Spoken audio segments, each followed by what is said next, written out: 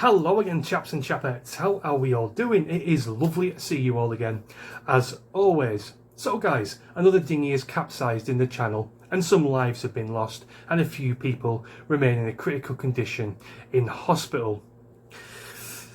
At least 10 migrants are thought to be dead after a boat carrying them capsized while trying to cross the English Channel, a French Coast Guard spokesman has said.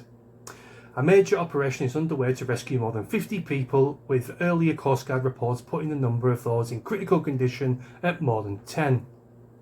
Emergency services were deployed at approximately 11:30 a.m. local time after the vessel flipped off the coast of Le Portel on the outskirts of Boulogne-sur-Mer on France's north coast. Probably butchered the fuck out of that, I do apologise.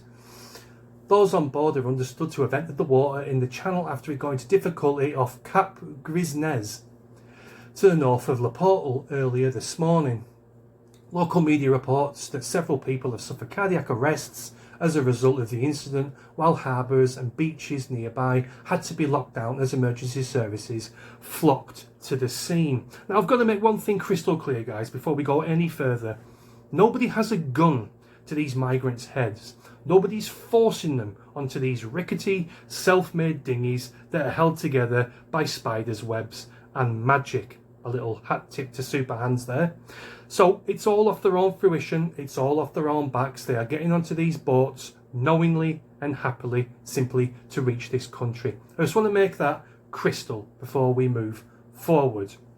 Now let's have a look at the reasons as to why they are risking their lives on this perilous journey across the channel simply to get to this sole little island. Now let's have a look at the leftist excuse and the excuses that Amnesty International and the Refugees Welcome mob tend to throw our way.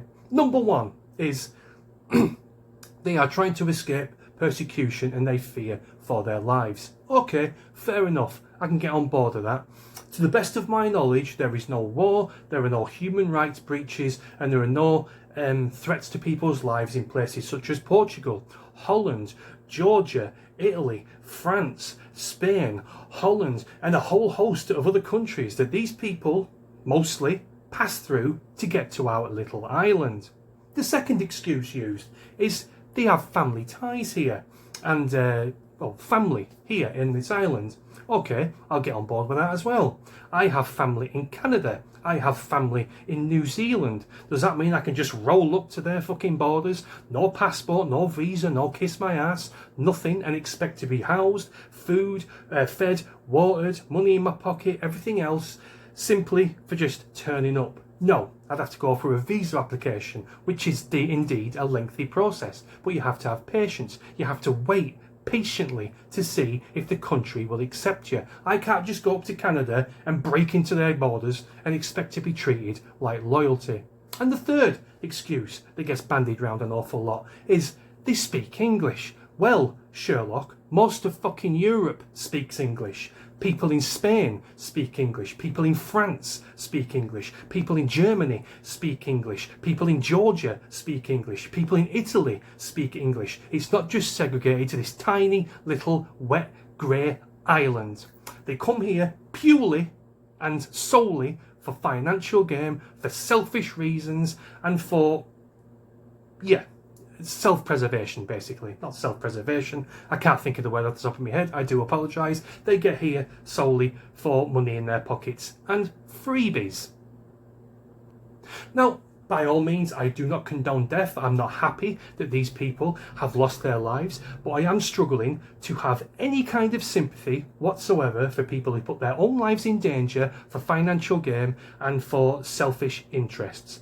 Let's just take one of you guys for a prime example. If someone offered you 50 grand to jump off a skyscraper in Saudi Arabia, for example, they have some of the tallest buildings in the world, hence why I used it as an example, and you jumped off that skyscraper and your parachute failed and you plummeted towards the floor, towards the ground and splattered on the street. Would you expect anybody in the entire world to show you any sympathy?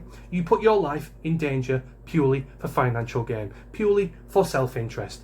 No, and the exact same can be said for these people. As I say, I don't condone death, but I am struggling with sympathy. If you don't want to get eaten, you don't paddle with crocodiles. It's as simple as that. That's my video, guys. Thanks a lot for watching. Please do let me know what you think in the comments, and I'll see you next time. Cheers.